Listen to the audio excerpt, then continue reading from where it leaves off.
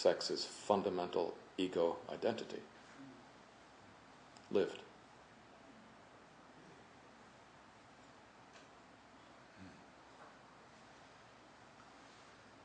And generally speaking, it is a problem for virtually everyone. And the seat of the patterning, or the domain of the patterning, that is life problems of all sorts.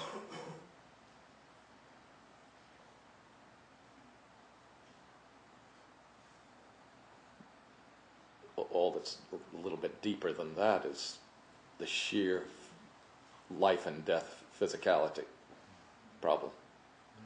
But in terms of the life manifestation, it's all about sexual patterning, emotional sexual patterning in the form of the social ego. Not just the genital activity patterning, but the personality patterning, the social pattern of self and other is founded upon the emotional sexual patterning to a very great degree, and animated through the whole context of emotional sexual consciousness. So it certainly is an important dimension of bondage, and therefore an important aspect of sadhana, this whole emotional sexual domain. But the perfect practice is not based on any reference to the body-mind or any method of the body-mind, and therefore it has nothing to do with sex inherently. And it's not that that the perfect practice is some kind of rule of disciplines that, there's a checklist, and among them is don't have sex. You see?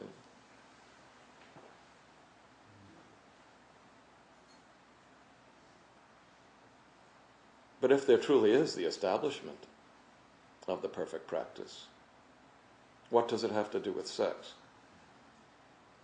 What does it have to do with sexual bondage, ego-I, other, difference, relatedness, psychophysical patterning, gross, subtle, and causal effort? What does it have to do with any of that? If the perfect practice is true and is profound, it has nothing to do with any of that. There is no method, then, of the body-mind that applies. It is the condition prior to the body-mind that is the domain of the perfect practice in this way. It is what could rightly be called the self-domain, or the domain of the self-condition.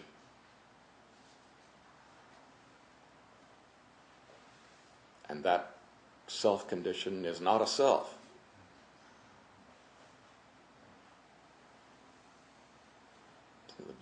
The body-mind point of view carries with it some assumption that there is an I,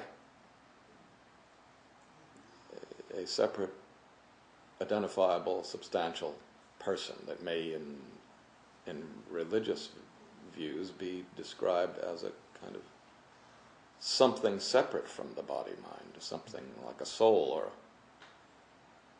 entity of some kind that could be called spiritual, that survives death and so on.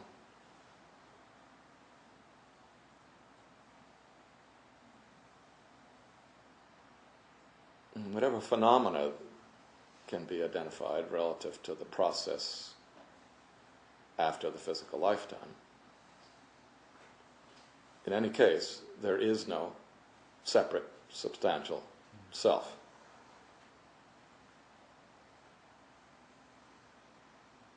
The self-condition, or the capital S self, is not a self, it's not an entity. It is what could be described as nirvanic in nature, or in Buddhist terminology, a void, and so forth. It is not separate.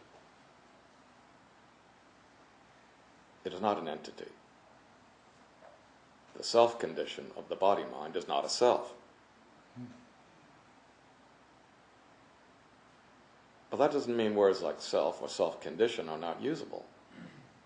Because if you can't make some kind of reference to that which is to be realized, or that which is ultimately realized when the body-mind is transcended, then you're left with nothing but perpetual meditation on the body-mind. So even Gautama is recorded to have said that there is an unborn, an unformed, and so forth. If it weren't so, then those who are born, formed, and so forth couldn't have a way out of this.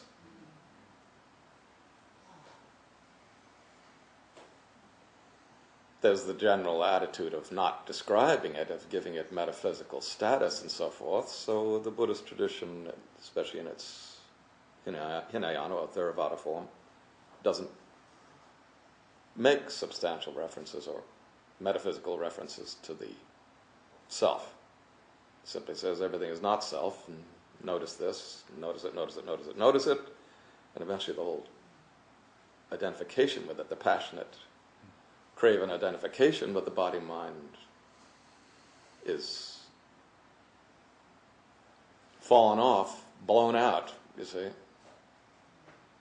And that's nirvana, or realization. Well, what does that mean? Annihilation? No, we don't talk about negation, annihilation. No. There's a lot of quibbling about what words you're supposed to use then. It's anatman, the no atman, and those Vedantins, they say atman, but we say no atman. There's a real distinction being made, and there isn't. There is no distinction to be made if realization is the case.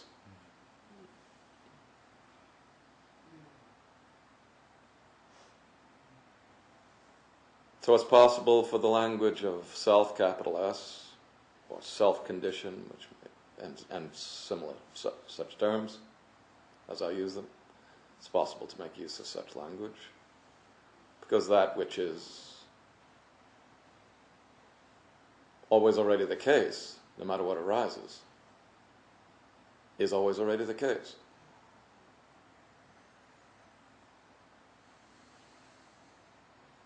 You don't have to call it anything. You can call it self, self-condition, nirvana, void, sunyata, whatever you want to call it or not call it. It's still the case. Always, already.